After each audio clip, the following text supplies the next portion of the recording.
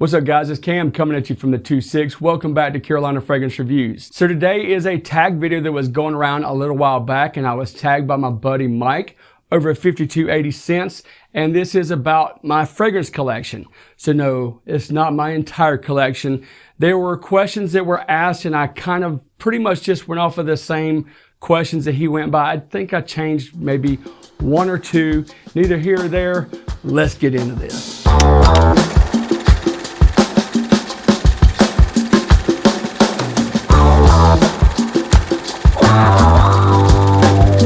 Before I get started into this brief list of my fragrance collection, this was not quite as easy as some might think, because some of these actually have little trick questions, I think. So that's why I'm prepared for that. Let's just go with that. So the first question that was asked is, what is your most recent acquisition or your newest fragrance? Mine is Gravitas Pour Homme. This is a YouTuber fragrance from Mr. Smelly 1977. And boy, I'm really shocked with this fragrance. The company is actually Naughton and Wilson. Dan Naughton from Mr. Smelly 1977 has been known for his love affair for barbershop fragrances, old school fragrances, fougères, and I was really surprised with this fragrance. I thought it was gonna be more of like a throwback fragrance. Now it does have a throwback feel with a really nice modern vibe to it that I actually have grown to love a lot. For those of you who love fougère fragrances, you're gonna love it. If you don't like fougère fragrances because of the old schoolness about it, the real heavy, big hairy chest with a big nestled cross in the middle of it, talking about them big chain necklaces, fret not. This is a preppy or a hairy chest fragrance. I'll give you a full review on this one really soon. So the next question that was asked is, what is your oldest fragrance in your collection? So I kind of went double-edged with that. I don't know exactly what the oldest fragrance or the one that I've had in my collection the longest, but I can tell you one that I had a long time ago, but it was actually like my very first signature scent that I was just actually known for. It was Cool Water from Davidoff. Now the ironic thing is, if we were actually gonna go by like the year that it was released, it would actually be Creed's Green Irish Tweed, which was 1985. And these do have a lot of similarities. So a lot of people actually have said that this is a substitute for Green Irish Tweed. They do have similar scent profiles. And this is very inexpensive. So if you don't want to drop that Creed money, this is not a bad substitute. It doesn't have the oomph that it used to. So yeah, as far as fragrance that's been in my collection the longest, it's going to be the Cool Water. And as far as technically, as far as the age it was released of 1985, but does not smell at all like it's an outdated or old school fragrance, Green Irish Tweed would, fill the gap, whether it was by the year or how long I have had a particular fragrance in my collection. The next question that was asked is, what is your most expensive fragrance in your collection? Okay, well, I had to go by what is currently in my collection for sure. And then I also had to go by what I paid. So I actually have fragrances that might be more expensive than the one I'm getting ready to show you, but this is the one that I actually paid the most for. And you'll understand why. It is Initio's Oud for Greatness. Those of you who know about Initio fragrances, they're not exactly readily available on the gray market where you can get them on the cheap. Now, I didn't pay full retail, but I darn near paid pretty close to full retail on it. $350 for this all-seeing eye presentation.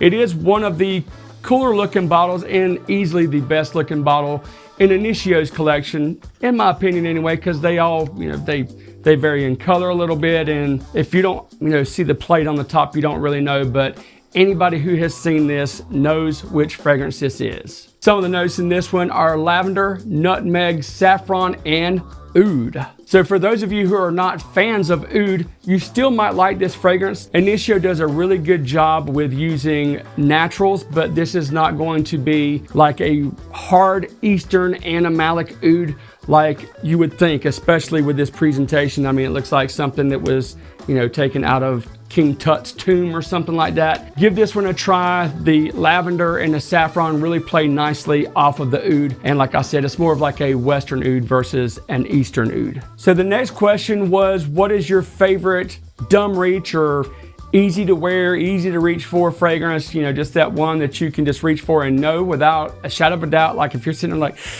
what am I gonna wear today? This is a fragrance that works for me every single time, and it's actually one of my more affordable fragrances. It is Linen Vetiver from Banana Republic. This fragrance just works for me no matter what, especially like in the warmer weather. But I actually have even worn this, you know, we've actually had a few cooler mornings and evenings, and it's October in North Carolina, which we don't normally get till like November. Like this time last year, it was legitimately like right at 100 degrees. And for those 100-degree weather days, this is the perfect fragrance to wear. But even on a cool day, it still really projects very nice, still garners compliments. I never get tired of smelling this fragrance. It's just got a really cleanness about it. If you want to jump out of the shower, spray this on, especially if you've just got to go to work and you ain't trying to spray your expensive stuff.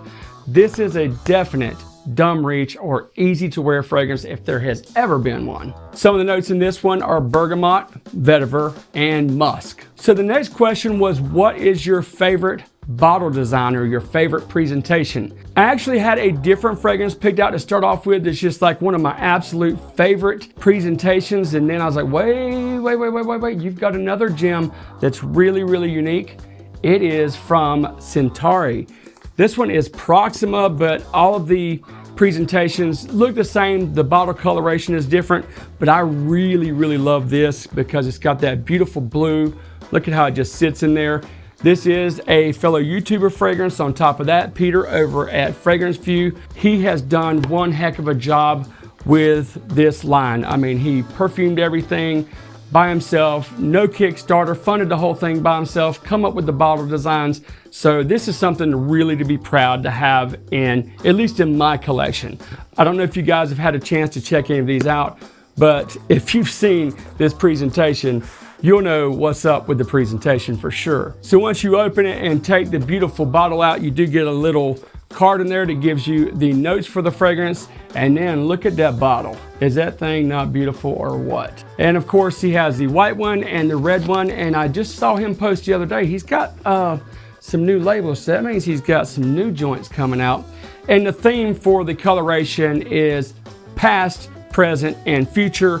This one representing the future. So I'm assuming that will be the same for the next releases. I cannot confirm or deny, but I'm pretty sure that's how he's sticking to the theme for these fragrances. I love the cap. It's just got some really unique designs on there.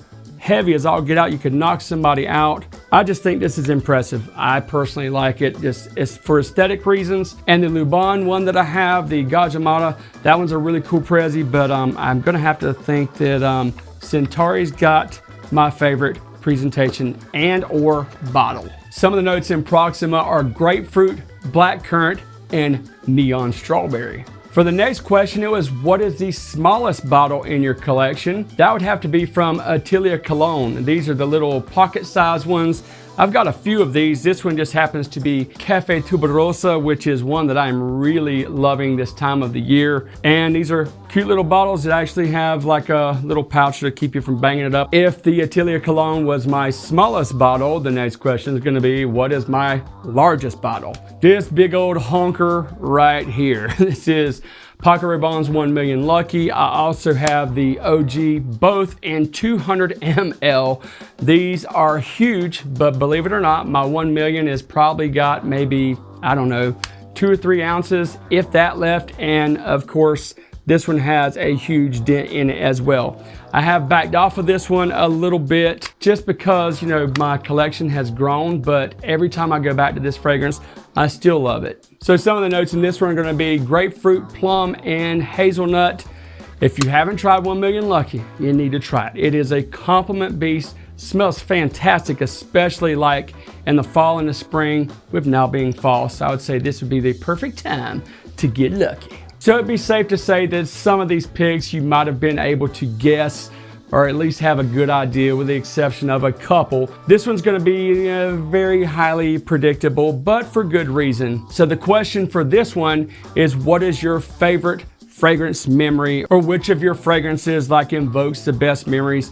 This is going to be easy. You guys know this because it has multiple reasons for just drawing a lot of different memories. And yes, it is Bleu de Chanel EDT. Of course, I love the parfum, I love the EDP, but those memories are attached to the EDT. I actually have 2 bottles, and this one is the bottle that my brother gave to me after my mother passed away. She gave me this one. I didn't want to spray it. There is still some, I don't know how good you can see that, but there's still a little bit left in there. It actually comes to right here, just in case if it's not coming through on the camera. I didn't want to spray the rest of this away because it was the last fragrance that my mom purchased for me before she passed away. So yeah, sentimental value for that bottle. I did spray it tonight just to see how it smelled from it macerating and everything. It smells really good, but it's just gonna stay right there. It wasn't that long after that, well, I'd had it for maybe a year, year and a half when my mom bought it for me. So that's where that's at. But then my brother bought me a great big old honker to take care of my Bleu de Chanel needs because of not wanting to spray the one that my mom gave me. So I've got my mom attached to it, I've got my brother attached to it, and then I had a girlfriend that absolutely adored this too. And even though, you know, we had to go our separate ways, it was an awesome relationship. So she and I are still very good friends. We talk to each other, you know, check up on each other ever so often. And I do think of her as well when I smell this. But hey, lots of great memories with the Bleu de Chanel. So the next question was, what fragrance lived up to the hype? What fragrance has probably been hyped more than any other fragrance? Yeah, it's gonna have to be Creed Aventus. And for me personally, it lived to the hype. I know a lot of you will not agree with that, but for me, I was like, I see what the complete madness is about. I don't really see why everybody should own every batch. I do see the variations, you know, like with grill batches, if you could, you know, go scoop those up or whatever. But I have a couple of batches from 2019 that are absolutely fine. They smell fantastic. Still lives up to the hype. I had 16 LO1 for you, you know, Aventus batch enthusiasts. I had 18 BO1, 17 YO2. So yeah, I've had a little fair share of the hype from the king itself. And just in case if you don't know, some of the notes in this one are bergamot, pineapple, jasmine, patchouli, birch. You know the drill. It lived up to the hype. Okay, so we are in the home stretch now. We're at the last fragrance. I actually skipped a couple of other questions. I just didn't want this video just to keep droning on and on and on. It was my most worn fragrance, and I still wear the heck out of it. My bottle's beat all to hell. It is Ashy from Chanel. I know 2 Chanels made it in here, but for good reason. I mean, look at that. That sucker has been banged up, beat up. I think this is 4th bottle, maybe 5th. I'm not sure. I have worn the heck out of this. I have owned all of the Allure line at one point or another, but this one just has stood the test of time. I love it. It's just amazing. Some of the notes in this one are mandarin, tonka bean, and a very, very sexy musk. Compliment beast, compliment magnet. This one probably could have went for the dumb reach, but then I couldn't have put it as my most worn fragrance because it really is. So I'm not fully aware who has and has not, you know, done this tag video. So I'm just going to go ahead and tag a few channels real quick. First, I want to tag my buddy and my editor, Timmy, over at Imagine Scent. Next would be Ashton over at Gent Scents, and finally Kenny the Fragrance Shark. I will leave the links to all the channels below. Guys, let me know what would, you know, mirror your collection down in the comments. Do me a favor and look down below, see if that subscribe is red. If it is, turn it gray, hit all. Your support means everything to me. I hope you enjoyed today's video. Until next time, I'll see you on Carolina Fragrance Reviews.